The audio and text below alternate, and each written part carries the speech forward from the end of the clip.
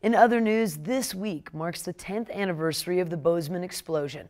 The disaster claimed 8 downtown businesses, and MTN's John Shear reports it took a community effort to restore the city's 200 block of Main Street.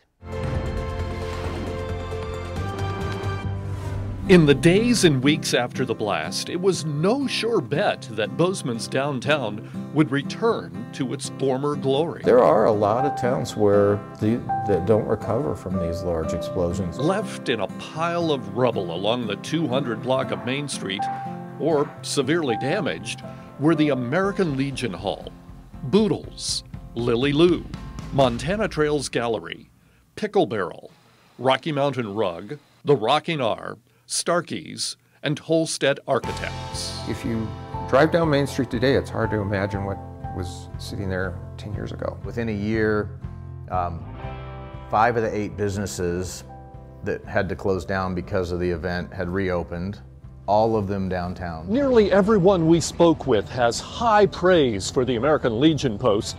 After all, they were the first ones to rebuild and set the example for the entire block. And that shouldn't be a surprise to anybody. These are the guys that are trained to run towards the sound of gunfire. For them to run in and plant the flag in Bozeman set the tone for how Bozeman was going to move forward from this. There was a concerted effort and a strategic plan to basically reopen downtown.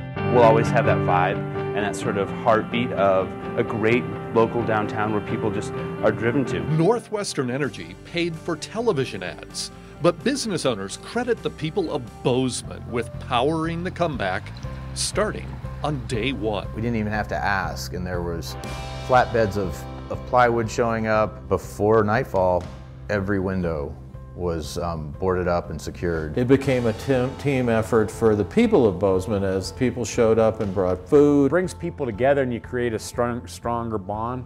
I think I'm closer to the community as a result of what happened, and you don't take that for granted. In the aftermath of the blast, downtown business people also came closer together. The entire community downtown just came together to help and heal one another. Oh, I felt like if we could be supporting each other, the rest would follow. We never paid any attention to our neighbors before, and it was kind of amazing, but now it's like, you know, everybody helps us, we help them. That first year after the explosion, the American Legion began a new tradition for Bozeman, a Memorial Day parade. We hadn't had a parade since 1964 in Bozeman. And now, the last building is going up to fill the gap left by the blast.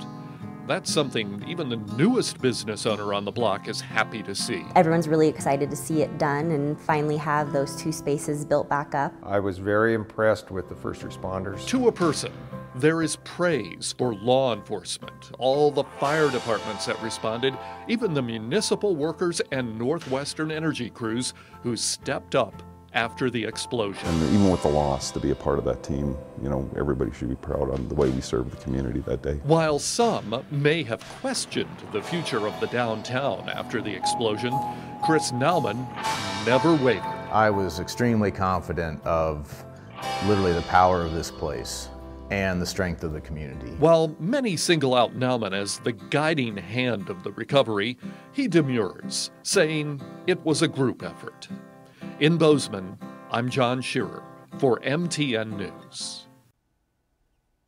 Simply incredible. Now you can see all 4 parts of the downtown explosion story. That was the final part there about the 10-year anniversary. Now that's all found on KBZK and KXLF.com, plus the extended interviews with some dozen people that we interviewed for those stories. That will air Sunday at 6:30 in the morning on KBZK and KXLF. You can also see some of those interviews for this week's edition of Face the State. And thank you so much to John Shear for all of his work on that. Right